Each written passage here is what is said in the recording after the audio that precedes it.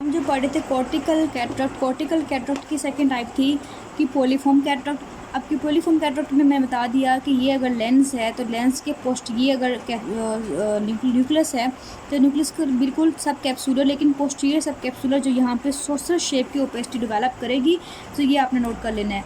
अब ये बात याद रखनी है कि ये कौन सा पॉइंट है, ये है नोडल पॉइंट। तो यहाँ पे जो वीएन है वो बहुत ज़्यादा इफेक्टेड होगी क्योंकि बिल्कुल नोडल पॉइंट पे जो है ना ये जाके ओपेसिटी डेवलप कर गई है। अब इसके सिम्टम्स क्या क्या आएंगे, पेशेंट को वही ग्लेयर प्रोड्यूस होगा। इसके अलावा लॉस ऑफ एबिलिटी हो जाएगी किसी भी ब्राइट सनलाइट को देखने की, मतलब वही कि इनसेंसिटिविटी हो जाएगी लाइट की। इसके अलावा इसमें क्या होता है कि loss of contrast sensitivity loss हो जाती है कि पेशेंट जो है वो ऑब्जेक्ट्स को सही तरह से जो है वो ऑब्जर्व नहीं कर पाता, उसको डिफ्रेंशिएट नहीं कर पाता। अगर हम स्ट्रीट लैंप के अंदर एग्जामिनेशन करेंगे तो हमें पोस्टीरियर सरफेस पे एक येलो कलर की ओपेसिटी जो है वो नज़र आएगी। ऑफ्थेल्मोस्कोप पे देखेंगे तो वही ब्लैक कलर की ओपेसिटी हमें जो है वो नज़र आएगी। ऑफ्थेल्मोस्कोप पे ज़रा मुश्किल होता है देखना, हम स्ट्रीट लैंप पे ही देख सकते हैं इसको। ऑफ्थेल्मोस्कोप पे बड़ी मुश्किल से हमें ओपेसिटी नज़र आती है पोस्टीरियर कॉर्टेक्स पे, और होती किस कलर की है, ब्लैक कलर की, तकरीबन डार्क कलर की ही, तकरीबन शेडो टाइप नज़र आ रहा होता है। ठीक है, तब जानते हैं कि डार्क शेडो नज़र आ रहा होता है इसके अंदर। ये इतना इंपॉर्टेंट नहीं क्योंकि इतना आता नहीं होता, सिर्फ आपने जस्ट एक दफ़ा इसको रीड करना है। अच्छा, अब इसमें ये है कि आपकी नेक्स्ट है सिनाइल न्यूक्लियर कैटरेक्ट। ठीक है, आपने कॉर्टिकल पढ़ लिया है, अब हम पढ़ते हैं न्यूक्लियस। तो ये सपोज करें कि ये है लेंस, तो लेंस की न्यूक्लियस सिर्फ और सिर्फ न्यूक्लियस ही इफेक्टेड होगा। ठीक है, कॉर्टेक्स इफेक्टेड नहीं होगा। ये इस तरह से पेस्ट डेवलप होगी। इसमें वीएन जो होती है वो बहुत ज़्यादा लॉस होती है क्योंकि बिल्कुल सेंटर में होती है।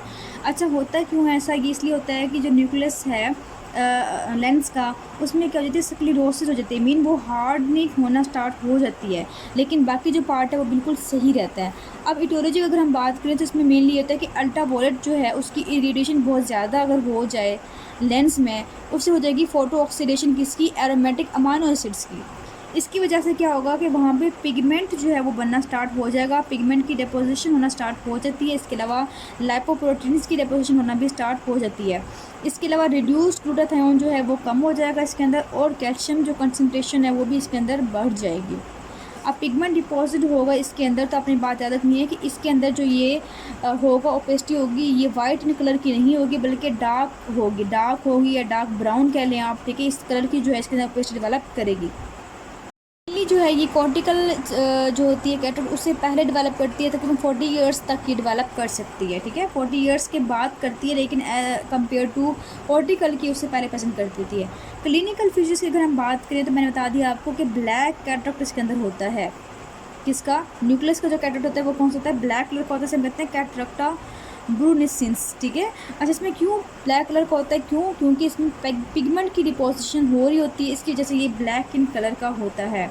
अच्छा, अब ये होता है कि इसमें इस तरह से जो ये ओपेसिटी है ये सराउंडिंग में मूव कर सकती है।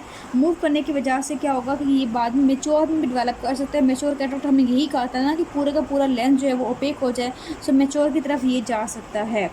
अच्छा, इसके अलावा जो है हाइपर मेच्योरिटी है वो इतनी ज़्यादा इसके अंदर नहीं होती क्योंकि ये बहुत स्लो प्रोसेस होता है, तो हाइपर मेच्योर जाने में बहुत टाइम लग जाता है। इसलिए ये जो है ना मेच्योर बन सकता है लेकिन हाइपर मेच्योर नहीं बनता होता। तो ये है न्यूक्लियस कैटरेक्ट। तो आपको नज़र आ रहा है कि ये काफ़ी डार्क इन कलर का है, जबकि हमने कॉर्टिकल की बात की थी तो वो इन वाइट इन कलर का है। तो इसमें ल्यूकोकोरिया होगा, इसके अंदर वो चीज़ नहीं होती। एक पॉइंट समझते हैं जो कि आप बिल्कुल लास्ट पॉइंट रह गया है इसका। अच्छा, एक और बात कि इसमें इन्वेस्टिगेशंस वही हैं जो कि मैं आपको पहले बता चुकी हूँ, बार बार हर जगह बताइए। स्लिट लैंप की एग्जामिनेशन से हम देखेंगे, ऑफ्थेल्मोस्कोप से देखेंगे, प्लेन मिरर से हम देखेंगे, वैसे अगर हम देख लेंगे तभी मैं कहना चलाएगा। सो आपने इन्वेस्टिगेशन सारे की सारी वही की वही करनी है। बुक में लिखा हुआ है एक चीज़ की मायोपिक शिफ्ट, कि वो कहते हैं कि जो न्यूक्लियर कैटरेक्ट होता है, न्यूक्लियस के अंदर जो कैटरेक्ट होता है उसकी जैसे मायोपिक शिफ्ट होता है, वो क्या होता है मैं आपको समझा देती हूँ ताकि आपको एक ये जो पॉइंट है ये मिस ना हो। अब एक पेशेंट है जो कि हाइपरमेट्रोपिक है।